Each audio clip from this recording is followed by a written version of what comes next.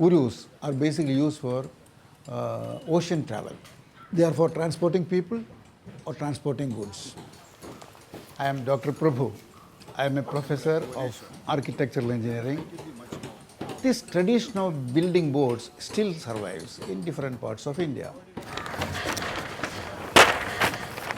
The master craftsman who is in charge of that shipbuilding, he would have started working as one who probably planed the planks.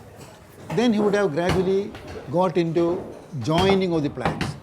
Then at the third stage, he would have started making the frame. So once you come to that level, you know how to shape things, you know how to join, you know how to check, you know how the final product will come. That is deep knowledge.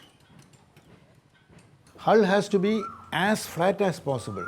Modern ships, for example, they are very, very sleek, but the stability is controlled by so many gyro systems and mechanical devices so that they become stable. But here, the shape itself has to be stable, so a wide bottom is always preferred.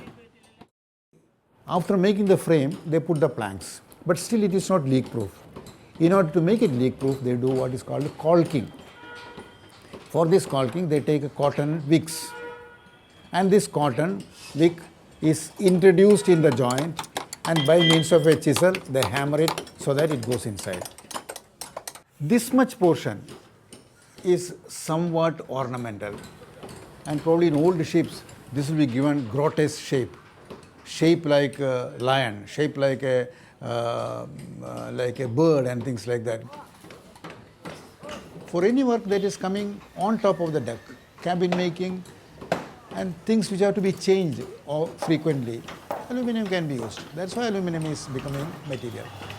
The advantage of aluminum is that it is very light, it can be easily fabricated, training.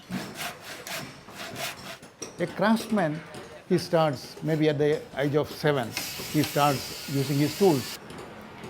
He becomes a skilled craftsman and he rises to a particular level of a skilled worker and remains a good worker till the end of his life. They have some sort of Workmen's Compensation Act and some accident insurance and things like that, but it's not sufficient. Some of the people who are working even in the sector of the timber shipbuilding industry, they are very old, but they don't get any retirement benefit. At the end of the life, they have to depend on their children or others or charity. Without industry, nothing will happen in India. But if the craftsmen refuse to do work, India will come to a stop.